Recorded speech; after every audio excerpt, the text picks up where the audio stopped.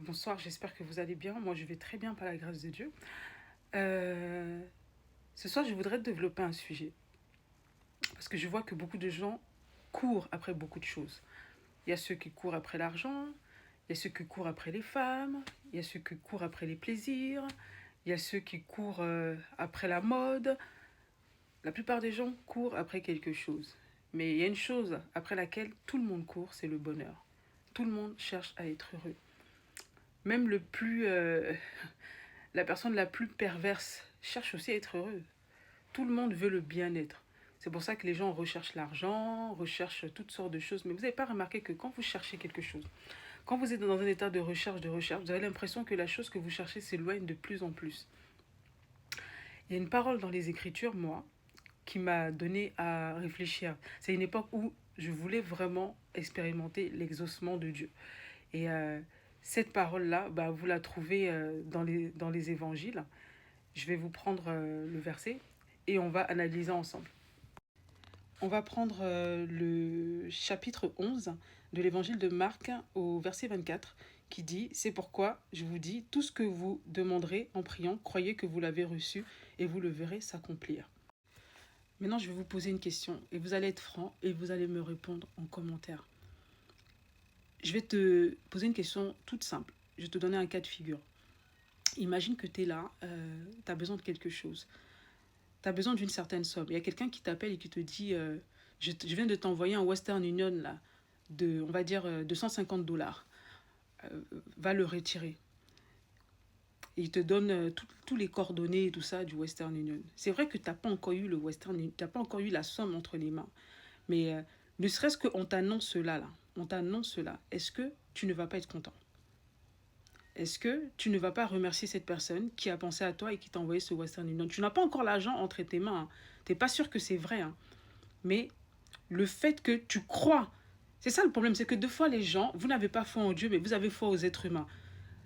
Toi, quand quelqu'un t'appelle pour te dire je t'ai envoyé de l'argent, là, tu es content. Tu te réjouis déjà. Même si tu n'as pas encore touché l'argent, tu es déjà content. Tu as déjà une attitude de la personne qui a déjà reçu. L'argent n'est pas entre tes mains, mais déjà, tu sais, tu as la ferme assurance que quand tu vas aller, tu vas retirer ton argent. Et bien, c'est de ça que je veux te parler, en fait. Tu vois ça, là, ça, tu sais ce que c'est. Ça, ça, c'est un testament. D'ailleurs, même, on appelle ça la Bible. Et dans cette Bible-là, il y a deux parties qu'on appelle Ancien Testament et Nouveau Testament. Qu'est-ce que c'est un testament? Je voudrais que tu me dises ce que c'est qu'un testament. Tu as les commentaires, tu peux y répondre. Mais moi, je vais te donner la définition même. Je ne vais pas prendre un dictionnaire, la définition de ce que moi, je sais d'un testament. Un testament, c'est un document. C'est un document juridique hein, qui atteste en fait d'un héritage, d'une transmission, de quelque chose qu'on va te transmettre en fait. Voilà, c'est un document juridique. C'est un testament. Eh bien, la Bible, qui est la parole de Dieu, c'est un testament. Et un testament, c'est comme une promesse. C'est-à-dire qu'on te promet de te donner telle somme, tel bien. Il y a des gens qui héritent des biens, des maisons, de l'argent, des actions, de toutes sortes de choses au travers d'un testament. De ce qu'une personne leur a laissé. Et nous, ce qu'on nous a laissé là, ça n'a pas été laissé par n'importe qui en fait.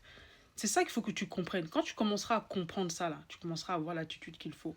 Je vais te dire un truc. Ces derniers temps, je suis devenue de plus en plus quelqu'un de très heureuse et très assurée en fait. C'est pour ça que des fois quand je fais mes vidéos, il y a des choses que je ne peux plus accepter parce que je prends de plus en plus confiance en moi. Et, euh, et je crois que Dieu est en train de reconstruire, régénérer ma personnalité pour que j'ai une personnalité, vous voyez, une personnalité vraiment, voilà, très ancrée et tout ça. Mais toutes les choses que je reçois de Dieu, en fait, c'est parce que j'ai cette attitude-là que je suis en train de développer, je développe, c'est la gratitude. Je vous dis pas que j'ai pas de problème. Hein. Comme tout le monde, j'ai des soucis, il y a des choses qui bloquent là, mais je vois comment je suis bénie, comment Dieu me bénit tous les jours. Je suis très bénie. Et comme dit le psaume 103, je veux retenir tous ses bienfaits. Je ne veux oublier aucun de ses bienfaits. Je regarde les bienfaits de Dieu et je suis reconnaissante. Et je crois fermement à ses promesses. Les promesses qui sont dans ça, dans la Bible. Là. C'est ma petite Bible, hein, parce que ma vraie Bible, elle est 10 bas, je ne peux pas la soulever comme ça.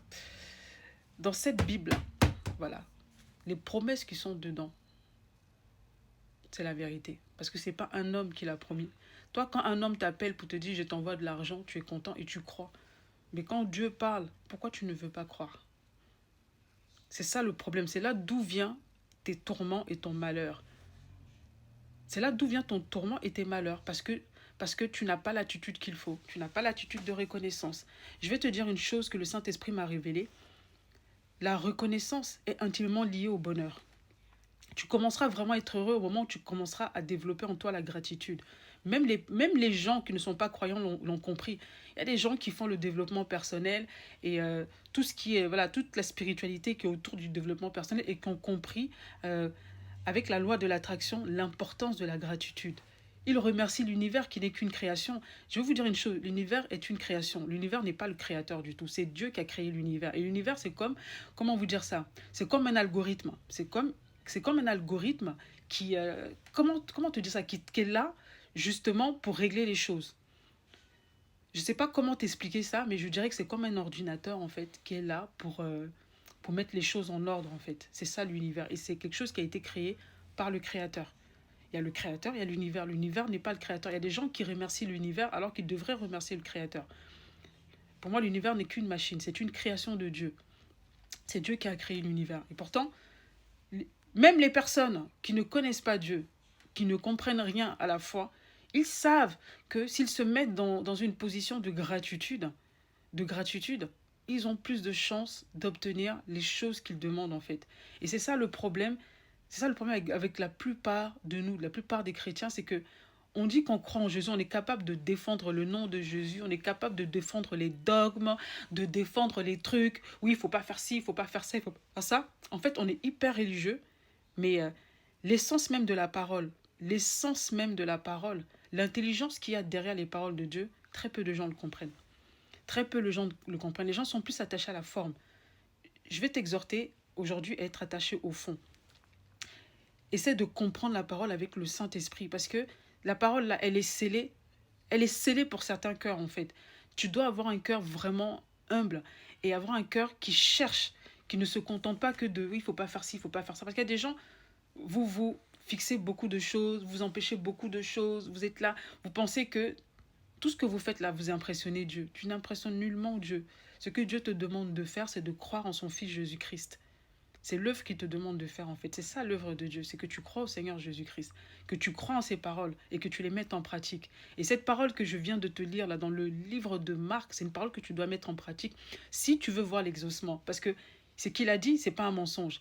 Il a montré comment être exaucé. Il a dit quand tu es en train de prier, il faut que tu crois que ce que tu demandes là, que tu l'as reçu. Les gens sont là, ils disent... En fait, comment appliquer ça? Comment appliquer ça? Il faut que tu aies l'attitude d'une personne qui a reçu. Il faut que tu aies toute l'attitude. Il faut que tu... Je sais pas comment t'expliquer ça. Il faut qu'en fait, même tes émotions, même tes paroles, que tout aille dans le sens d'une personne qui a reçu ce qu'elle a demandé. Et si tu te conduis de cette façon-là, tu vas voir que la chose que tu as demandé va arriver. Combien de femmes, par exemple, qui voulaient des enfants? Des femmes qui voulaient des enfants, pendant des années, elles stressaient, elles n'étaient pas bien. Du jour au lendemain, quand elles ont arrêté de stresser, de se poser des questions, d'agir comme une femme qui était malheureuse et tout, et qu'elles se sont dit, bah ok. Et il y a certaines même qui ont fait comme si elles étaient enceintes. Elles ont commencé à acheter des vêtements de bébé, à être joyeuses, à ne plus se soucier. Elles sont tombées enceintes. Parce qu'elles se sont mises dans la peau de quelqu'un qui allait recevoir en fait. Et c'est pareil.